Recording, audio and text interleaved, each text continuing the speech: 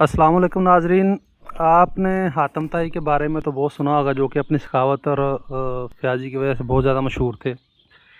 تو آج میں ان کی ایک سٹوری سنانے جا رہا ہوں۔ ایک وقت میں حاتم طائی کی مقبولیت بہت زیادہ بڑھ گئی، تو وہاں کے بادشاہ کو خطرہ لاحق ہوا کہ یہ ایسا نہ ہو کہ کل کو مجھ سے سلطنت چھین لے۔ تو اس نے اپنے سپاہیوں کو حکم دیا کہ حاتم طائی کو پکڑ کر لے آؤ، گرفتار کر کے میرے پاس لے آؤ۔ انہوں نے بہت ڈھونڈا، حاتم طائی نہ ملا۔ جب حاتم طائی نہ ملا تو بادشاہ نے اعلان کیا کہ جو بندہ حاتم طائی کو میرے پاس لے کے آئے گا میں اسے 1000 سونے کے سکے دوں گا۔ یہ خبر جنگل میں آگ کی طرح پھیل گئی۔ جب یہ خبر حاتم طائی تک پہنچی تو وہ بھی چھپ گیا، وہ پہاڑوں کی طرف چلا گیا اور ساری دنیا حاتم طائی کو ڈھونڈنے میں لگ گئی کہ بادشاہ سے انعام حاصل کریں۔ جب حاتم طائی جنگل میں چھپا ہوا تھا تو وہاں پہ ایک بوڑھی عورت اور ایک مرد لکڑیاں اکٹھے کر رہے تھے، تو آپس میں باتیں کر رہے تھے کہ اگر حاتم طائی ہمیں مل جائے تو ہماری ساری زندگی جو ہے وہ بڑے سکون سے گزر جائے گی، ہم اسے بادشاہ کے پاس لے جائیں گے اور انعام حاصل کریں گے۔ حاتم طائی یہ باتیں سن رہا تھا، وہ اٹھ کے ان کے پاس چلا گیا، ان سے کہا کہ اگر آپ کو حاتم طائی مل جائے تو آپ کی باقی ساری زندگی سکون سے گزر جائے گی۔ انہوں نے کہا بالکل، اگر ہمیں حاتم طائی مل جائے ہم اسے بادشاہ کے پاس لے جائیں گے اور اپنا انعام لیں گے اور باقی کی ساری زندگی سکون کے ساتھ گزاریں گے۔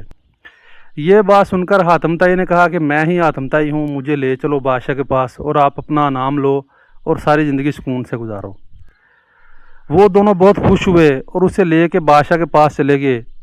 جب بادشاہ کے پاس گئے تو راستے میں کافی زیادہ لوگوں نے جب دیکھا حاتم طائی کو تو وہ اس کے گرد جمع ہو گئے اور اسے پکڑ کر بادشاہ کے پاس لے گئے۔ ہر بندے کی یہی کوشش تھی کہ میں بادشاہ سے کہوں کہ میں حاتم طائی پکڑ کر لے کے آیا ہوں۔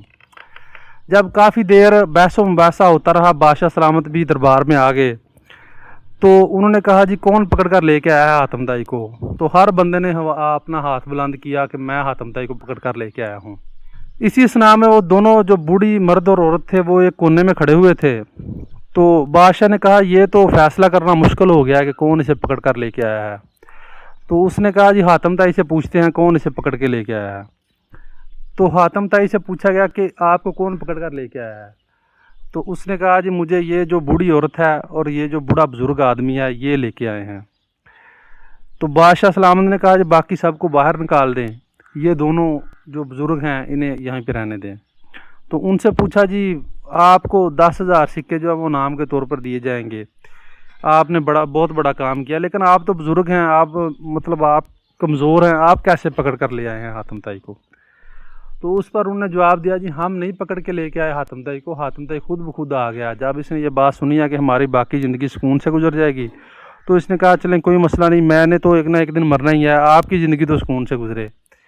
تو یہ بات سن کر بادشاہ سلامت بہت جو ہے وہ امپریس ہوا، متاثر ہوا ان سے۔